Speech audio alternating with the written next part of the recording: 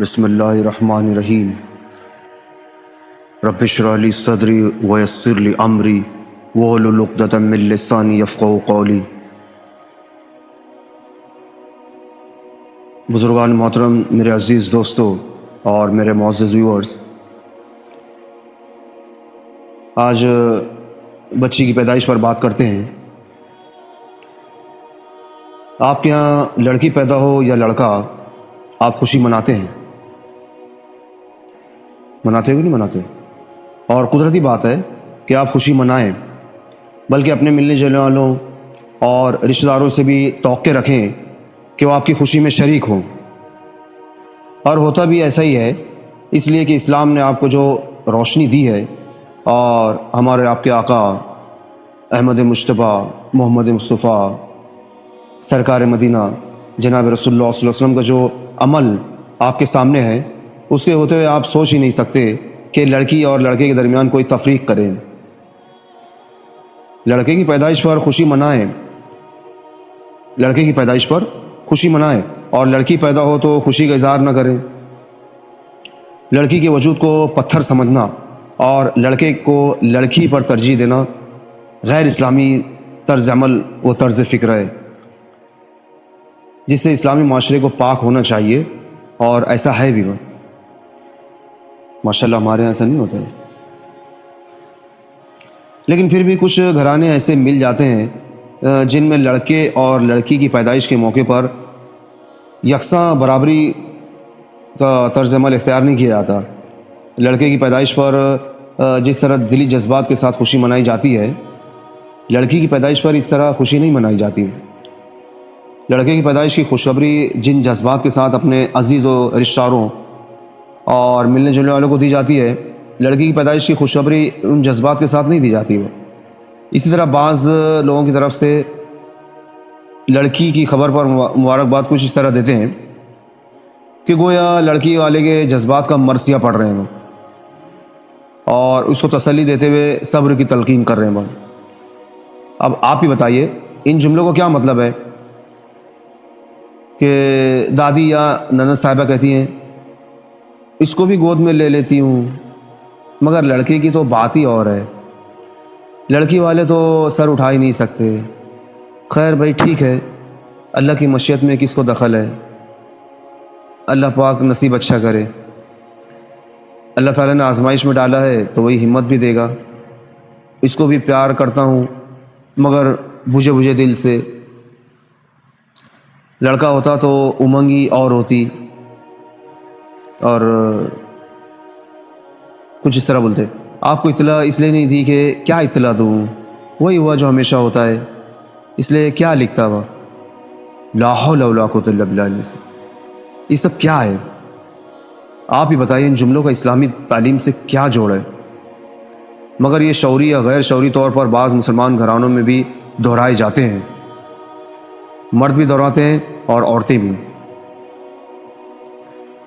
اولاد کا معاملہ صرف اور صرف اللہ پاک کی اتھارٹی میں ہے، اس میں نہ کسی کے ول پاور کو دخل ہے، اور نہ کسی کی خواہش اور آرزو کو دخل ہے۔ اور یہ بھی صرف اللہ پاک ہی جانتا ہے کہ کس کے حق میں لڑکی بہتر ہے اور کس کے حق میں لڑکا۔ آپ یہ دعا اور تمنا تو ضرور کر سکتے ہیں کہ آپ کے یہاں لڑکی پیدا ہو لڑکا نہ ہو، یا لڑکا پیدا ہو لڑکی نہ ہو، لیکن ضروری نہیں کہ آپ کی تمنا پوری ہی ہو اور آپ کی دعا کو شرف قبولیت ہی ملے۔ یہ فیصلہ صرف اللہ پاک کی اتھارٹی میں ہے کہ آپ کو لڑکی بخشے یا لڑکا، دونوں سے نوازے یا دونوں سے محروم کرے۔ کسی کے بس میں نہیں کہ اس کے فیصلے کو بدل دے یا اس پر اثر انداز ہو۔ اس کی طاقت و قدرت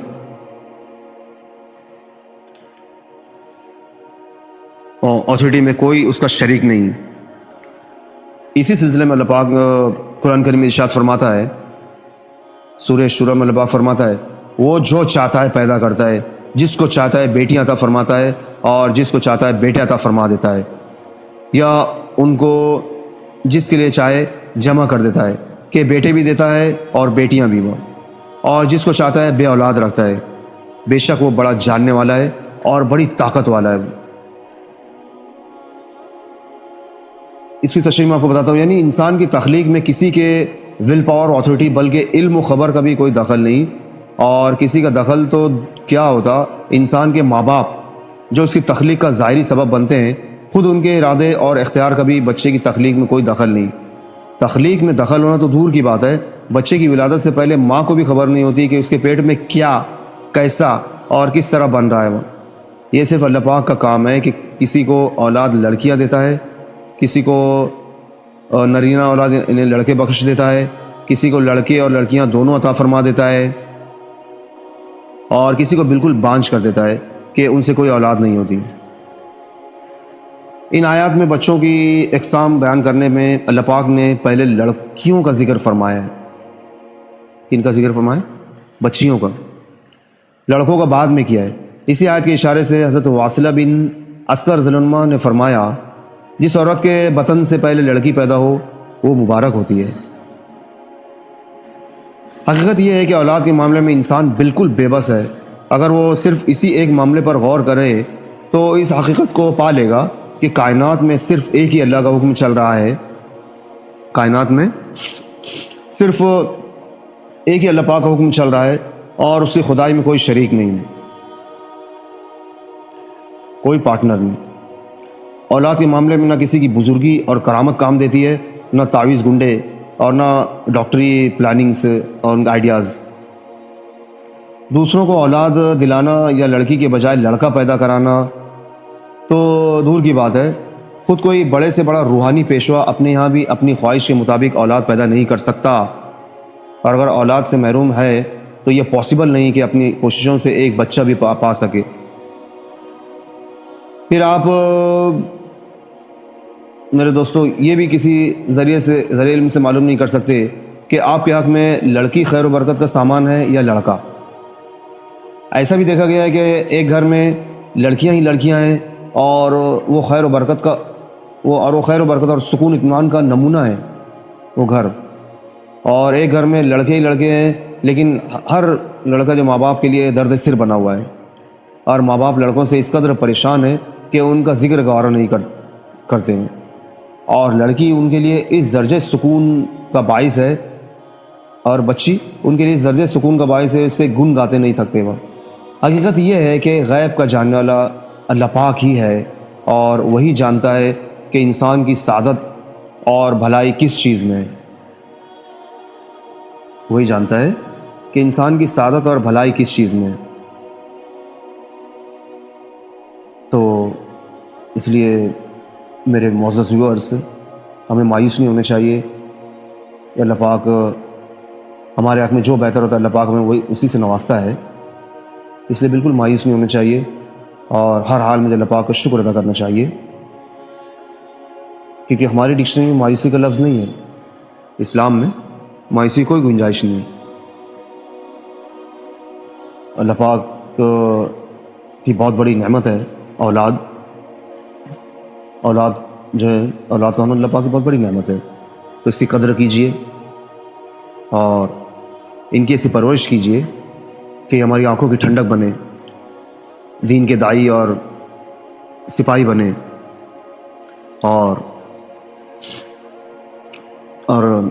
ایسے اعمال کیجئے جن سے ہمارا اللہ جو خوش ہو جائے.